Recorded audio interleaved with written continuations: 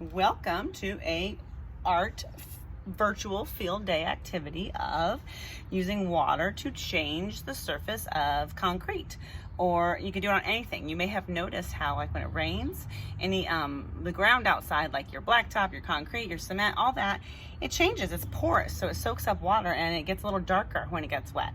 So you can use just plain old water and a paintbrush, or even your finger, or any sort of tool that you can drag or drip water to make a design onto the surface, and then it stays there until it dries.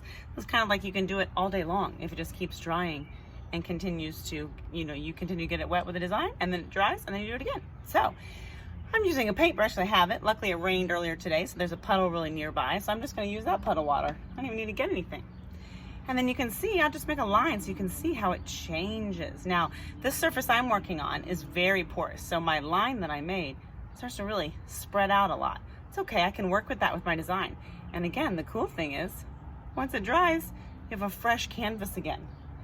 I'm not thinking of drawing anything specific. I just wanted to kind of mess a little bit with how it's working, how the water, treats the surface, and how fast it dries. You can see it drying as I go. I can try to see what kind of control I have.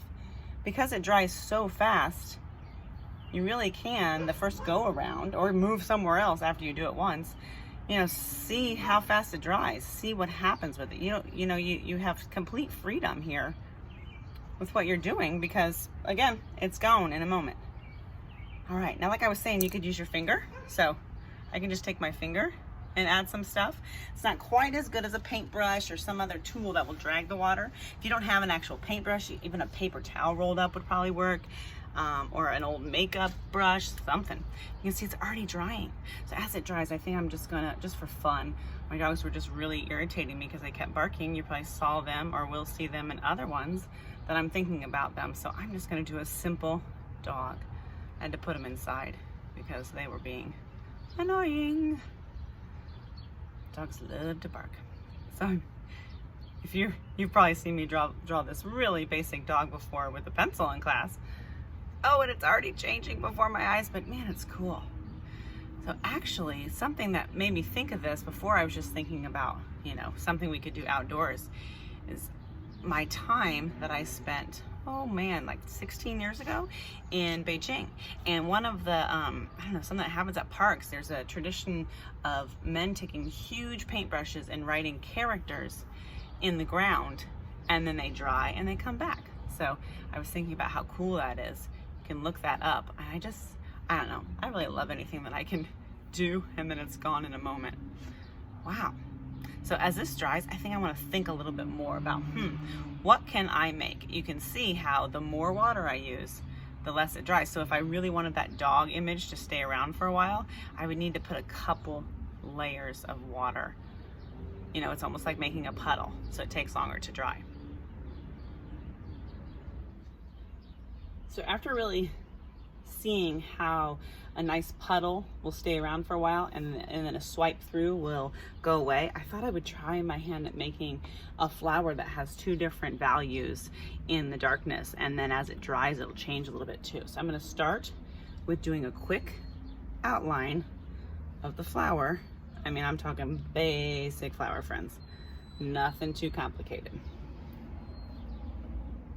Sorry about if you hear my pup. Okay, now once I did that basic, I'm gonna go over that outline again.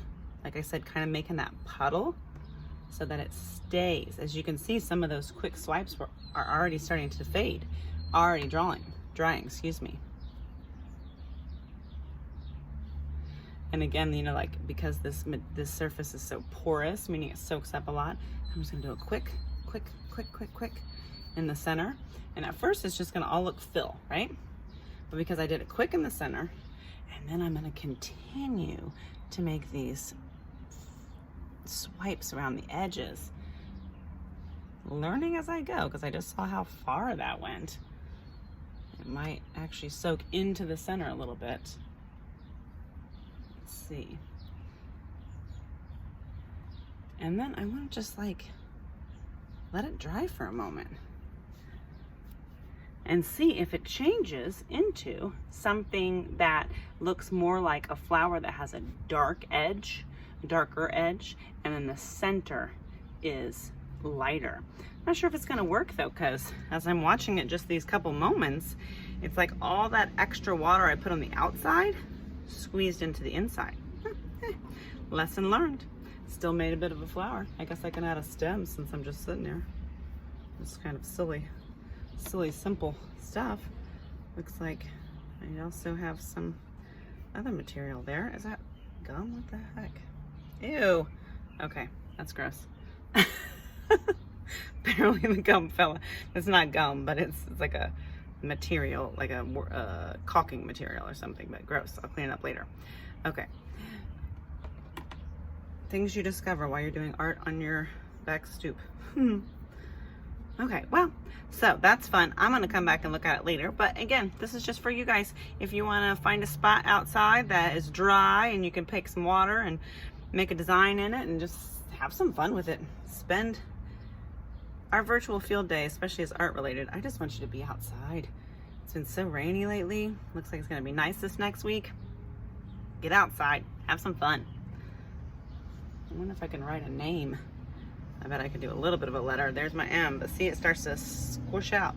If I wanted to, I could even go to a different spot, maybe try a different, have blacktop in my yard too. I could try that. You guys have some fun. Experiment away.